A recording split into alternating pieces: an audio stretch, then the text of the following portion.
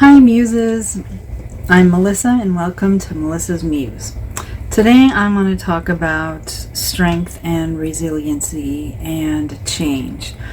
All of those things I have found very challenging in my life, but especially in the last couple of months with so much changing. I am one of those people who plan for everything. Like, I am an over planner. I will plan everything down to the minute detail just so that something unexpected doesn't happen, and then I will have a reaction that I'm embarrassed by later, or I have a meltdown, and so I will just avoid anything that could be a sticky situation, or I just try to plan my way out of it. Many years ago, I was seeing this psychiatrist, and he was a really good doctor, and he told me that I wasn't resilient, and I didn't really understand. I mean, I know what resiliency means, but not in the context of mental health. At the time, I wasn't ready to do the deep work that was required for healing, so I put that away, but I always had that in the back of my mind that I wasn't resilient, and maybe that was my problem. Maybe that if I could just find that resilience, it would solve everything. But then in 2016, when I started this journey that I am on now, this journey of self-discovery and healing, and I started researching trauma, I found out that your resiliency is tied to past trauma, and your trauma is like a filter of how you see the world and how you react to certain things, and that is completely 100% tied back to the trauma that you have experienced. So once I realized that, and then I started doing a lot of meditation and reading, and I got into therapy, in real intense therapy with an excellent therapist that I still see all these years later. I understood how strength and resiliency was tied to my desire to have everything planned out to every little tiny detail, so that I could avoid any kind of triggering event that would send me into a depression, or that would cause me to act ungraciously, to say the least.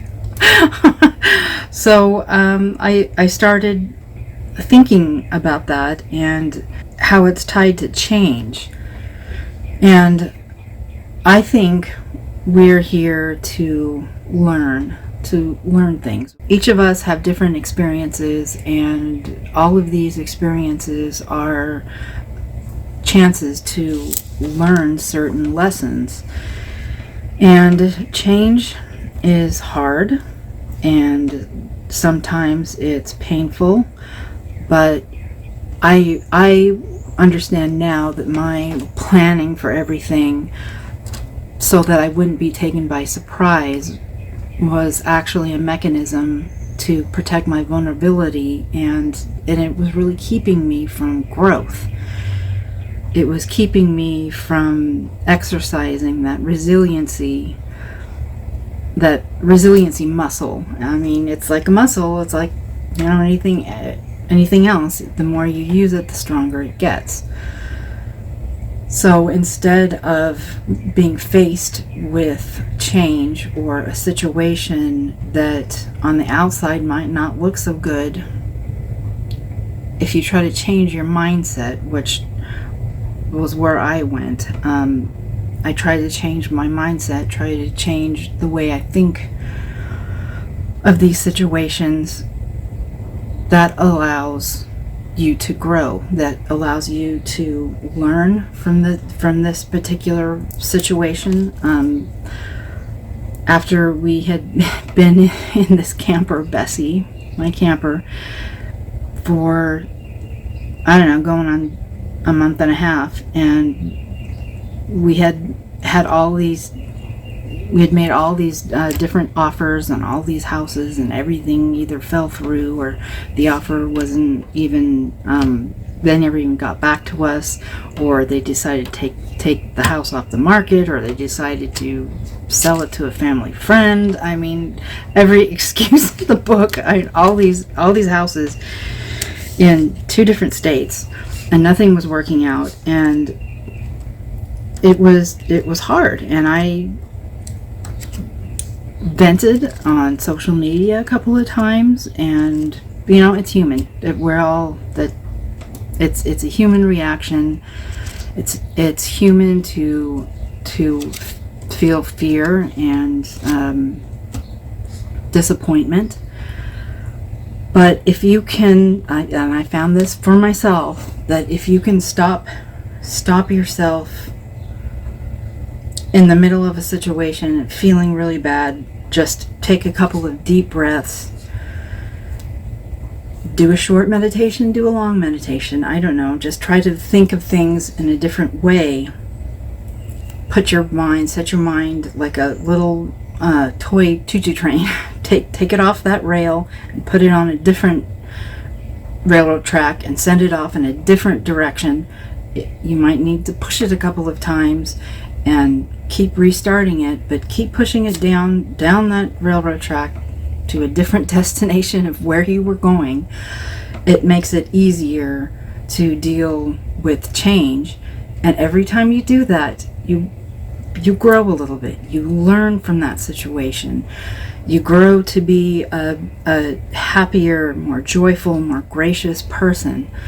And it is hard. It's hard. Shadow work, mental health work is hard. You think losing weight is hard and working out physically is hard? Well, doing mental health work is just as hard or harder. So that's kind of what I wanted to talk about today. What has personally helped me is my meditation practice. Since 2016, I am no longer religious. However, I am a very spiritual person. And I first started my meditation practice in, did I say 2006? I'm sorry, 2016. It's when I started on this path. I started my meditation practice in 2016, and I had never meditated before. I had no idea what it was about. I got an app on my phone, and I started off every day doing this little 10-minute meditation for months. And then I would get a little bit longer, and then I would do a different kind of meditation. And so I've been doing this every day since 2016, and that has really helped me. I've also started a gratitude practice. When I was at my lowest, I watched a video. Gosh, I'm trying to recall it now. I think it was The Secret, that law of attraction video. I watched that, and there was an interview with a guy who had some very distressing things happen to him, and he got a rock, just like a regular rock he found on the side of the road, and he made that his gratitude rock, and every morning he would hold it and think of all the things he was grateful for. Well, at my lowest point, I did the same thing. I'm like, hey, that's a good idea. That gives me something physical to hold on. I got this rock. I don't even remember where it was from. It could have been even from my driveway, like a piece of gravel, but it was like a larger chunk of this rock. Anyway, I set it by my bedside, and every morning when I woke up, I grabbed that thing and I would list all of the things that I was grateful for. And a lot of the times they were the same things every day, but what really made a difference was me genuinely feeling that gratitude. I was genuinely grateful that I had a comfortable bed. I was genuinely grateful that I had a strong marriage.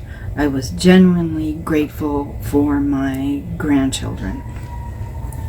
So once you feel that gratitude in your heart, it's easier to change that mindset so that all of a sudden your situation that seems so dark or hopeless, there's a little bit of light there.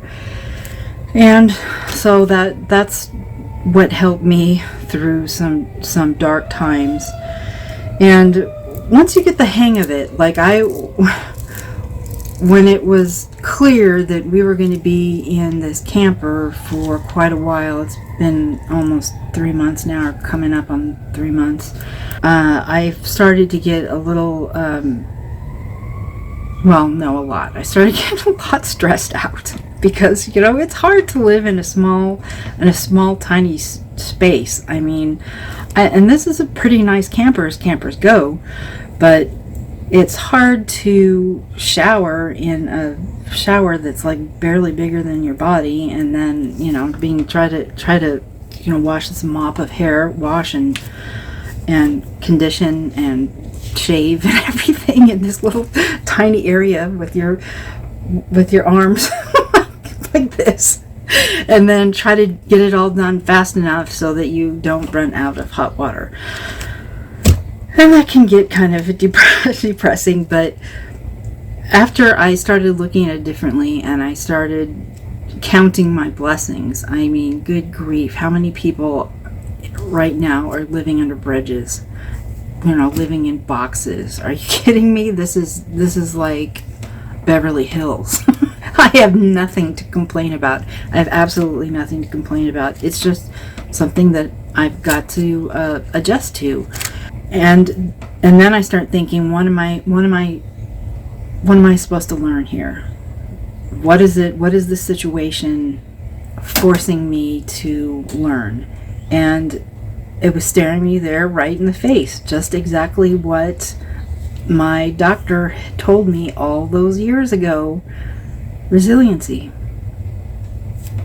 That was it.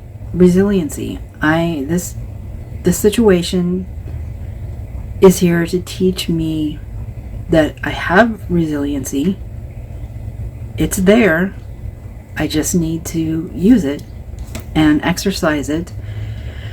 And each time something comes up, a broken pipe at 4 o'clock in the morning, or the toilet separates and breaks. All these things have happened in the last couple of weeks.